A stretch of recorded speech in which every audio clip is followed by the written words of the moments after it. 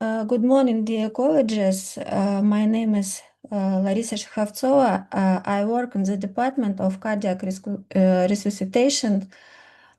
Um, I work in the Department of Cardiac Resuscitation and Intensive Care at LLC Clinic Heart, Russia. Um, uh, let me uh, let me introduce my presentation.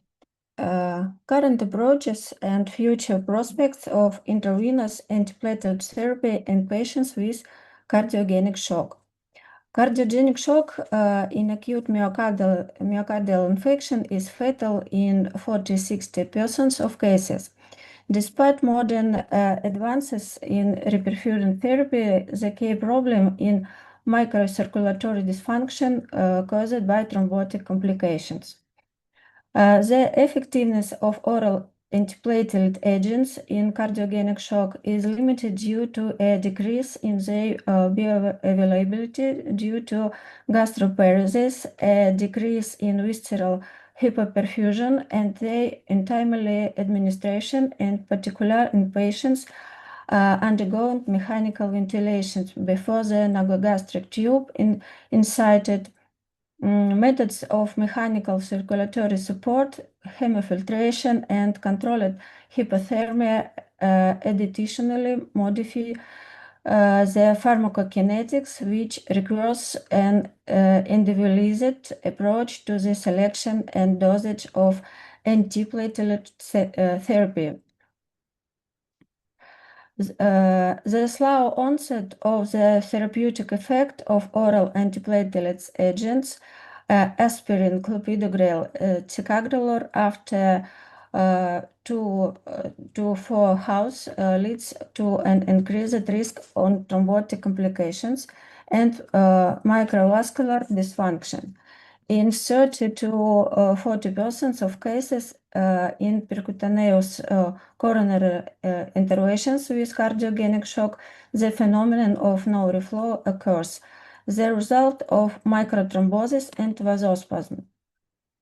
Glycoprotein to be 3 receptors inhibitors, GPI powerful intravenous antiplatelet agents with instant and reversible effects then work even with oral drugs resistance, represent of pathogenetically justified options in cardiogenic shock.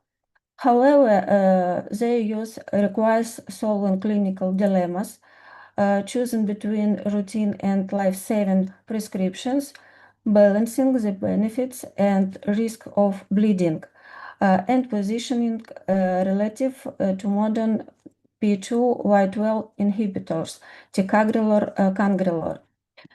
The purpose of our work was a comprehensive analysis of the effectiveness, safety, and optional strategies for the use of GPI in cardiogenic shock. We studied literature sources from various databases, modern clinical guidelines, and analyzed our own clinical data of the use of GPI, including in patients with cardiogenic shock.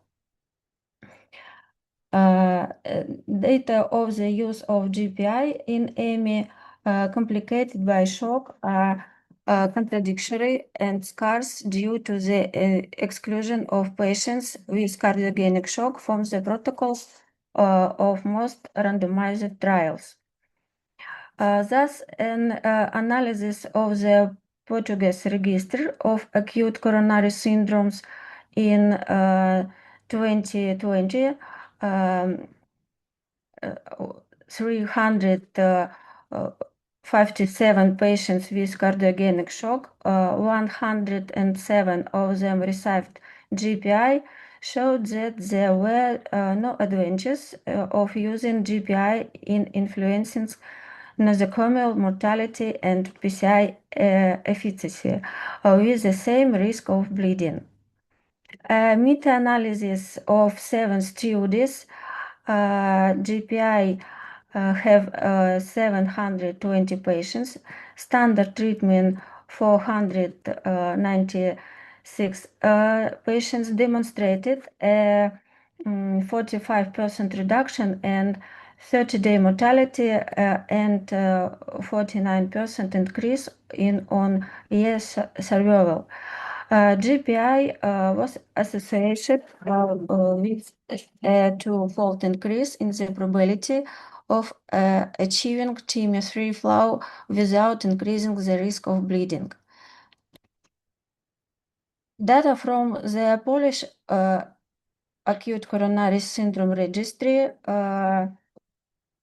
10,193 people with PCI in cardiogenic shock, of whom 3,934 received GPI, indicate that the addition of GPI to standard therapy of PCI in patients with cardiogenic shock reduce the risk of death within 12 months without increasing the frequency of hospital adverse events.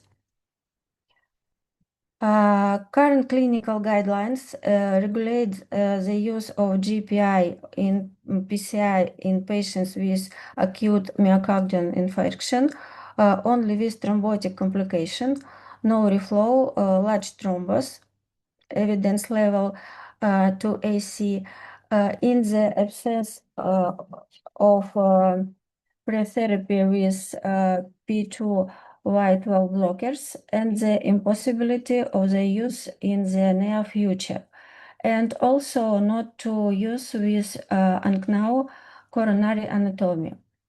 ESK suggests considering the use of GPI in cardiogenic shock with angiographic thrombosis. We analyzed the data of the use of GPI for 2023-2025, including patients with cardiogenic shock at Heart Clinic LLC. It is noteworthy that mortality in cardiogenic shock in 2024 decreased by 33.6% with a stable incidence. 6% of all acute coronary syndrome, which is probably due to the optimization of antithrombotic therapy while maintaining the previous protocols for providing care to patients with cardiogenic shock.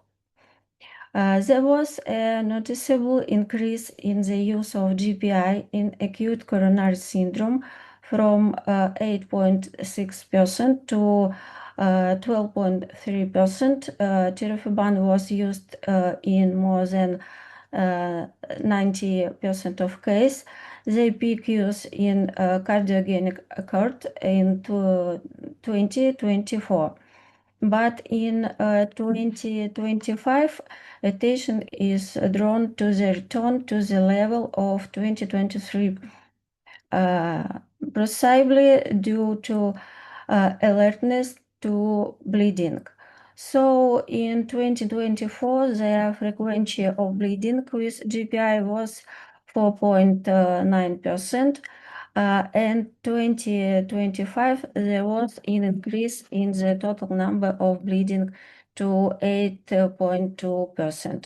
However, despite this and the increase in the use of GPI in acute coronary syndrome, the frequency of major bleeding decreased from 4.9% to 2.1%. A hypothetical relationship between the decrease in mortality in cardiogenic shock and GPI can be traced based on data from 2024, when the maximum use coincided with the minimum mortality. In 2025, a decrease in usage to 31.9% led to an increase in the number of these, which requires additional multifactorial analysis.